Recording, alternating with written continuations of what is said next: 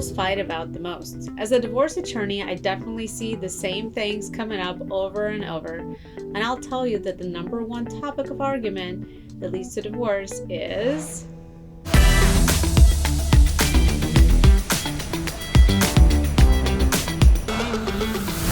divorce doesn't start in court, it starts with the warning signs. I'm Ilona Antonyan, a divorce attorney who has seen it all and is here to help point out the red flags that turn relationships toxic and divorce cases messy. So I want to make it clear, I'm not a family counselor, I'm not a psychologist, and I'm not really qualified to give you relationship advice. God knows I have my share of experiences I've learned my lessons from. I'm just giving you my perspective as a divorce attorney, and my perspective is certainly different because I've handled hundreds of dissolution cases and seen people go through a difficult time and a lot of litigation, and I've seen what problems they are dealing with. If you're going to be going through the process, buckle up. This is the warning signs, and these are behaviors you can't afford to ignore. Today's topic: what couples fight about and how that leads to divorce. The number one thing I see couples fighting over is parenting. The second one is poor communication, including distraction by phone and devices and lack of connection. Everyone who gets married has an intention, because they're in love at the time they commit to each other, to get that marriage license and have hope that everything will work out and be great. When you go through a divorce, you're not divorcing the same person you married. Either both or one of two parties have changed. And the change could be driven by the fact that you have children, could be driven by the fact that someone's career has changed. They're about outgrown the other person. They don't find him interesting anymore. Or their ambitions may be different. Or they just lost that connection, whether it's an intimate connection or the ability to communicate, understand, and listen to each other. Whatever the reason is, when they walk through our doors and are ready to divorce, all has failed. Whether they've tried therapy or not, whether they tried to talk it out and couldn't, whether they took a break and decided that, well, I'm better off alone than listening to the constant put downs or whatever else they may have been dealing with in the relationship.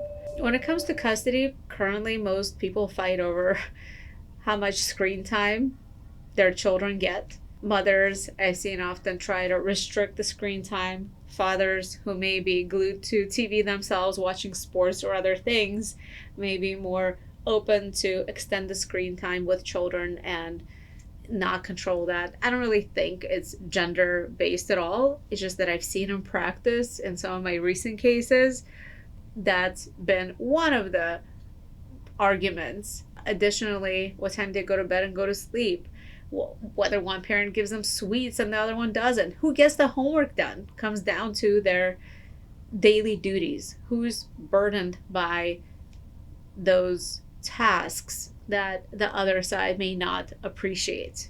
I think before people have kids, they can talk about a lot of things, but when the reality hits, that's not what they do. You go with the flow, people act on emotions, they say things that perhaps they shouldn't say to each other. The most important thing is to not do that in front of the children. If you have any arguments, self-control and self-restraint is important to protect their psychological well-being. The level of their anxiety will obviously go up. They may pretend when they're in the room they can't hear you and continue on playing, but everything registers. It's simply not worth it. Because once you have kids, you have to give part of yourself to them. If you previously had time to go hang out with your friends and go to work and go on dates, you have to put children first and understand that although the relationship is important, it will take second place naturally. Recently, in some of the cases I have, before they had children, they had great connection, traveled a lot, did a lot of things.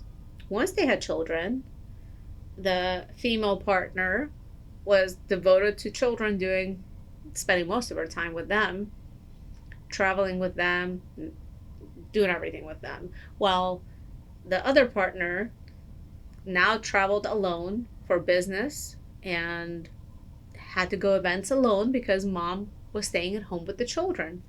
Not that they could not afford childcare, but she wanted to be with her children at their young age instead of being at a mixer or some event. Over time, over a number of years, due to lack of the same frequency of doing things together, they've drifted apart. And obviously that impacts communication. When you come home, conversation starts getting shorter. Well, you weren't there, you don't care, you're not paying attention to me, I don't feel important, I don't feel seen, I don't have that connection. Over time, unless someone understands that it's a transitional period, it can take like 5 years for kids to really be able to do some things for themselves. Then the partner went ahead and had an affair. Didn't just happen right away, it happened over time because they lost the connection. And then your relationship sounds very exciting and new, and then they forget about the old one. I'm not the best person here to give a relationship advice. I'm a divorce attorney. I'm just telling you what I see in practice. Not saying I'm practicing what I see and what to do, not to do. But look, life is difficult and everybody's life is different. You do the best you can. But ultimately, what leads to separation and people coming to a divorce attorney is they're done. Seeking a divorce seems like a much better choice to them rather than having to fight every day, having to feel the pressure and all the other problems that come with disagreements related to finances, accusations, which may be about their phone devices being secretive, having potential affairs they're not having, whatever insecurities one may have that they may dump on the other partner. It sometimes seems like it's easier to get out of a relationship and be free than deal with that. There are many reasons I see couples divorcing. Poor communication. Poor communication can arise because people are busy. One party is committed more to domestic duties while the other one is at work and they don't give each other attention, or there's not enough time in a day to do that. Some are able to get through that and recognize the signs, and others are unable to see eye to eye, and conflict begins to recur. And it is the recurring conflict that's unresolved that ultimately leads to divorce. How many times have you been at a restaurant and looked around and saw a couple sitting there looking at their phones while they're on a date, not paying attention to each other? I've seen that a lot. Usually it's older couples, they just sit there and they just look at their cup and they don't talk. Younger people, usually they'll watch reels and they'll communicate about them. That's different. But you can tell that the relationship is boring or kind of gone and dead when it comes to that point. What can you do about it? I think distrust with cell phone often comes because we have messaging, instant messaging, many social media outlets through which new affairs begin. And by the way, guys, be careful now. As you know, a lot of attractive people online are not real people. They may be AI pictures. There was an article about it recently. And fall in love with a fake person and leave your husband or wife for someone who's not even real. So be careful who you're dealing with and engaging in online. And even through video calls, are you speaking to a real person? I mean, how many people get scammed? I've had 2 clients who were scammed like that. One lady fell in love with an individual who kept telling her he's gonna come to her birthday party. Then he always had an excuse why he couldn't make it there. Then he was gonna meet her at a restaurant. Then something always came up the last minute and he couldn't be there. But over time, through video phones, through WhatsApp, they established a relationship. And I divorced her. She was lonely, so she found this man that told her she was beautiful. She was everything he wanted. And slowly, he started taking money from her.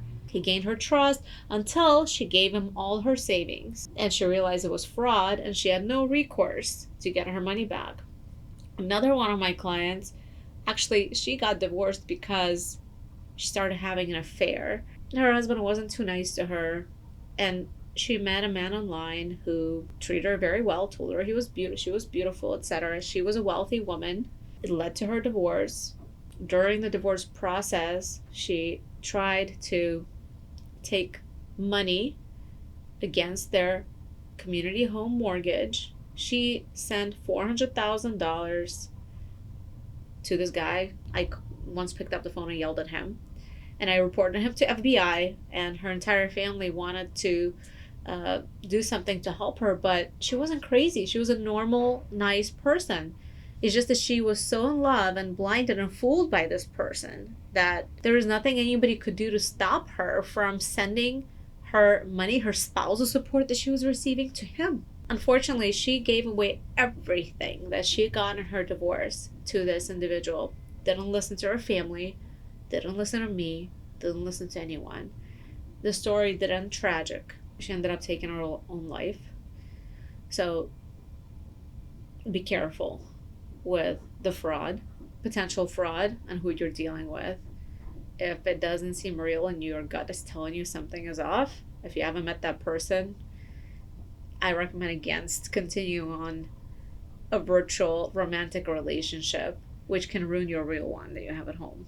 Well, I don't think that it being so easy to cheat is the reason why people are getting divorced. I think if someone wants to cheat, they can cheat anytime. It comes down to trusting your partner. Are you someone who makes you feel uncertain about yourself and your self-worth, your partner's values, and whether you trust them? You would know before you committed to them if they're trustworthy or not, if they cheated on you before, if they gave you reason to doubt their loyalty.